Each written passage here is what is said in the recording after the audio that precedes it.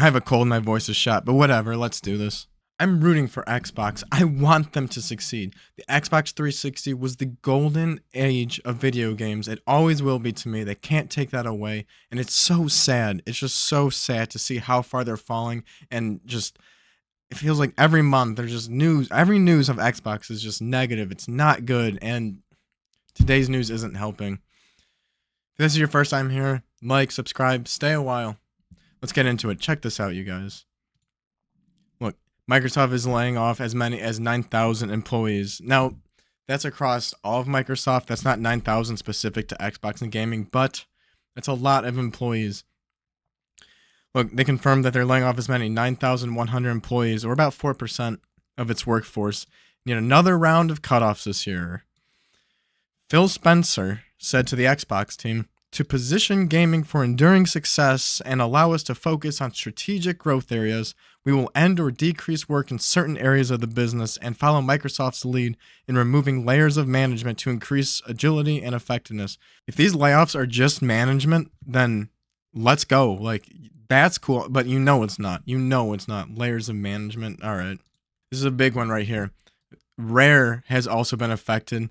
The long in development titled Everwild, which was announced in 2019, I believe the development started in 2018, has been canceled. So 7 years, just gone. Gone. 7 years. That's rare. That is like, okay.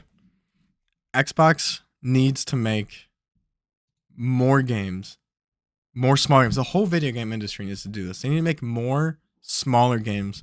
Astrobot, for instance. Astrobot is the perfect example of a video game, in my opinion. It took me about like 16 hours to 100% it, and it was great. If we can get one of those every month and, you know, lower the price, like, yeah, that was like $70, but like, let's get something of that quality for like $50 every month. And it doesn't have to be like just Xbox, 12 games, Nintendo 12 games, PlayStation 12 games. Like, from any of these big companies or studios, like, we just want games. We want more experiences. Like, right now, games are so big and so bloated that, like, I just started playing Yakuza 0 Director's Cut on Switch. And I don't know if I'm going to be able to finish that before Donkey Kong comes out in July. So, I'm going to get invested in it, but I'm totally going to drop it for Donkey Kong. And then I don't know how long Donkey Kong's going to take, but, like, I'm probably not going to come back to Yakuza until after Donkey Kong, and that sucks because I'm enjoying the game right now. It's not like my favorite game of all time, but I'm enjoying it, and I'm like 4 hours in. I want to get deeper. But I think it's probably going to be like, anywhere from 30 to 80. I love doing side stuff. I want to be immersed in it. And, like, the games are just getting too big, too bloated. And so we need the smaller games, like the Astrobot, and Microsoft had the resources for it. I mean, they had so many employees, and, their strategy sounds like it's like these games are getting bigger, the budgets are getting bigger, we need to cut budget, so we're going to cut people. And so they're going to try to make these bloated games more lean. Use those resources and make more smaller games so you can have more of an output. Like, check this one out.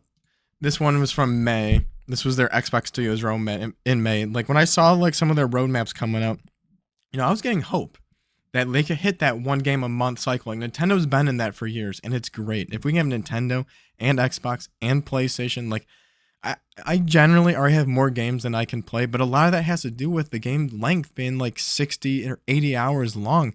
And I only have so much time as an older gamer to dedicate to gaming. I would like to finish experiences, kind of like them just being like a long movie or a long like TV show or something. Look at this output right here. So for 2025, Avowed, which, like, I didn't play Avowed or South of Midnight. I'm not too interested in these games. Oblivion Remaster, though, that's strong. I mean, Avowed should have been strong, and like maybe for like $20 I would play Avowed. Or, it's a Game Pass game, like, that's cool. And they're trying to do Game Pass, so whatever. Doom Dark Ages, that should have been a strong game. Tony Hawk 3 and 4, I'm about that. I want to play that. Gears of War Reloaded, I'm about that.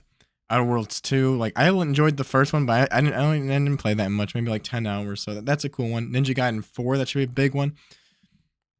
And then, we got Fate. Like, look at all these games that are coming out. I mean, if they can keep to the schedule, but, like, I was getting hope. I was getting hope for Xbox. And, like, they're finally getting more games, and they have the IP. They bought up all this IP. And what are they doing with it? They're like, okay, they're gonna cut the employees to continue to make these games. Look at this tweet over here. Xbox laying people off with this statement is wild work. And like that's what Pori says. I recognize that these changes come at a time when we have more players, games, and gaming hours than ever before. Our platform, hardware, and game roadmap have never looked stronger. The success we're seeing currently is based on tough decisions we've made previously. We must make choices now for continued success. What success? What this seems to me is they're going to continue to make these big bloated games, but they want to do it on a leaner budget. And I don't think that's the move. I think the move is to be able to release one big game every month. I mean, Sony is their bar set for one big game per year, and Astrobot was last year's game. Love Astrobot, don't get me wrong. I think it's the gold standard of how the direction video games should go in terms of like size and scale and scope. That's why the 360 era was the golden age of gaming. You had so many of these like, like Gears of War. Gears of War is another perfect example. I love that game because I can pick it up. I could beat it in like 10 hours or however long. I've beaten that game so many times. Now, Xbox spent, what, $70 billion on Activision Blizzard. They have like World of Warcraft now. They have Tony Hawk. They bought ZeniMax, so they have Elder Scrolls. They have all these huge IP. And they bought ZeniMax first, and there was rumors about Activision. Because I'm rooting for Xbox. I was like, okay, this is kind of anti-consumer. These third parties that we're used to having on all these platforms, it's gonna kind of suck because now they're Xbox first party. So I, like many other people, probably thought, we spent $70 billion that they're gonna make these games first party. You can only play them on Xbox. And in my mind, like with Game Pass, you kind of see them doing it now with anything's an Xbox. So like there's the MetaQuest 3 Xbox edition. You can buy a MetaQuest headset and there's a Game Pass app in it, and you can hook up your controller and play Game Pass. I've always thought that was cool. I thought they were going to put Game Pass on smart TVs, and I thought if they were smart, maybe they can't do it for other legal reasons or whatever, that they were going to put Game Pass on Nintendo Switch and PlayStation. Now, had they done this, you could solve that problem of, okay, people want to play Call of Duty. Call of Duty is such a big game with the microtransactions. They don't want to take it away from all the platforms because that's going to limit the amount of money they can make. Like, people probably are just not going to buy a new Xbox for that. Well, they have been saying for years what they want to do is grow Game Pass subscriptions.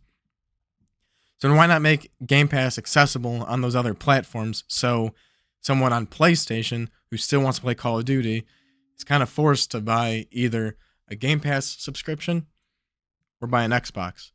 That way, if they want to own the game and not be part of subscriptions, they can buy an Xbox and buy the game physical.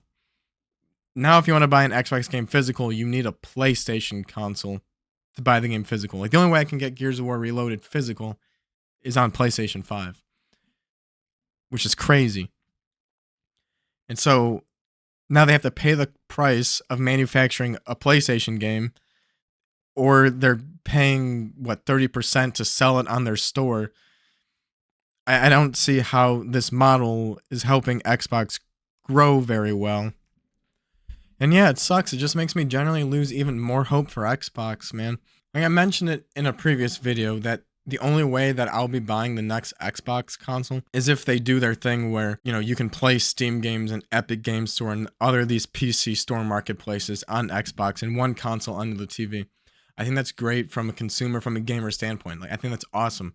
I want that to happen. But how do they make money from it? Because, they have Xbox Play Anywhere where you buy a digital Xbox game and you can play it on PC and Xbox. Again, that's pretty awesome. But if they bring Steam in there, I'm going to buy everything on Steam at that point. Because I trust the Steam store more than I trust Xbox.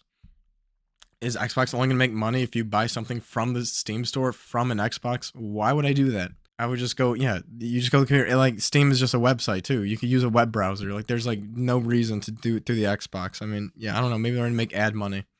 Maybe you buy Steam games, but then on the Xbox under your TV, they run ads or something like that. I don't know. They say they're flaunting all the success, laying all these people out, canceling games that they spent 7 years on. 7 years on one game. PS2 era, we had 3 GTAs on the PS2.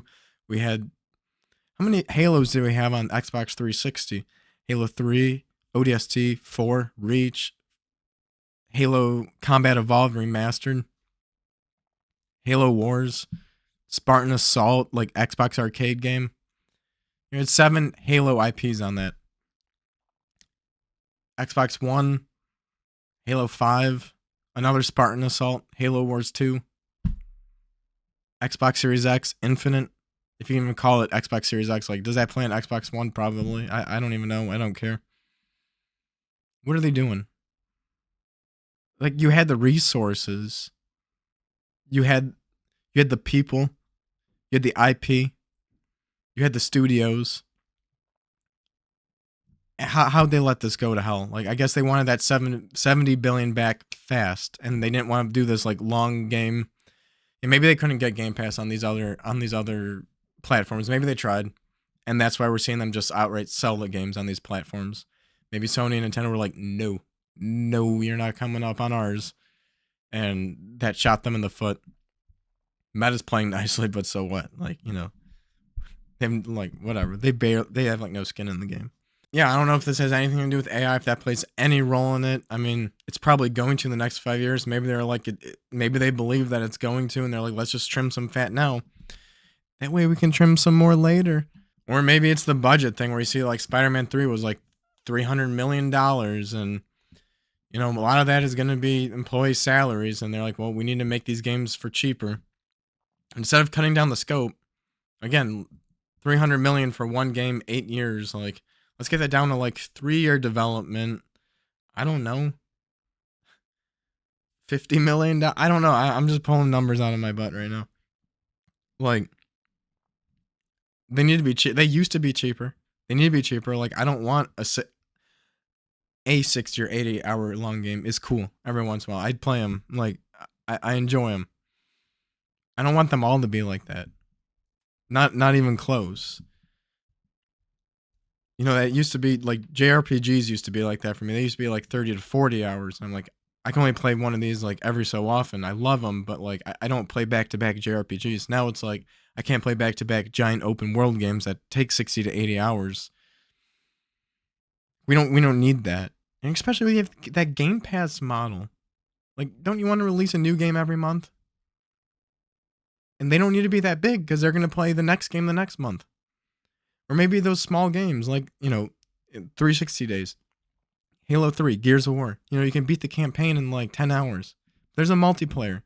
Not every multiplayer is going to hit, but you have something there for people to do for the rest of the month. Maybe they keep playing it and then they get themselves a backlog. And since Xbox Game Pass isn't even exclusive to just first-party games, they make all these third-party deals. Like, there's games in there to play. Like, their model could have worked. I would have been on team buying Xbox and buying my games physical, or like continue building my digital library. It all depends on how Game Pass is priced. You know, when I had like 3 years of Game Pass for $1 per year, I would live off of Game Pass for $1 a year. $25 a month? No.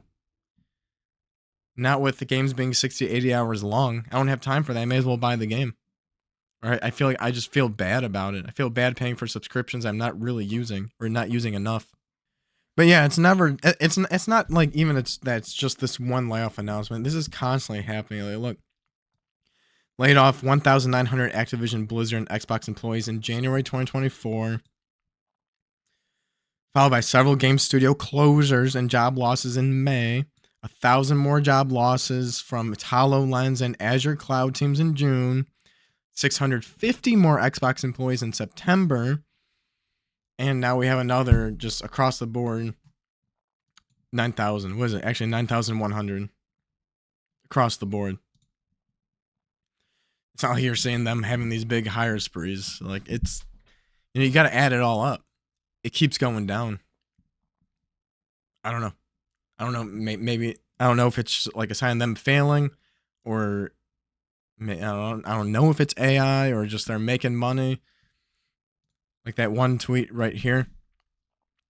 These changes come at a time when we have more players, games, and gaming hours than ever before.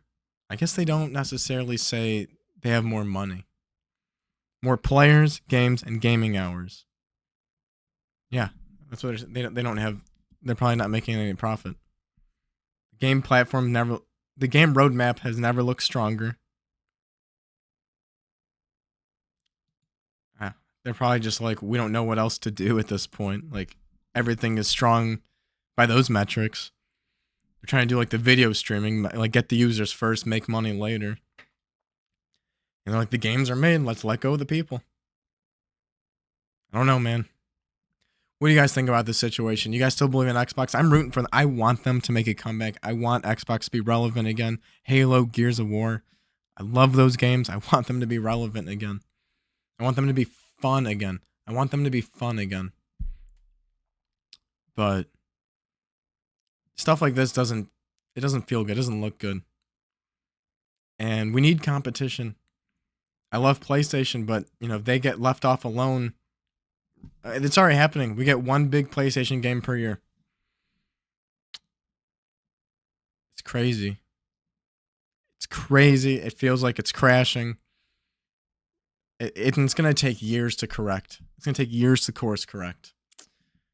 Yeah, I'm thankful that Nintendo Switch 2's lineup for the rest of 2025 looks pretty good. One game a month.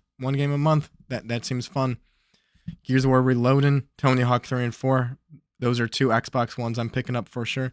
I don't even have anything on my PlayStation like roadmap for future pickups. I don't even know what they're doing right now in terms of first party that I want to get.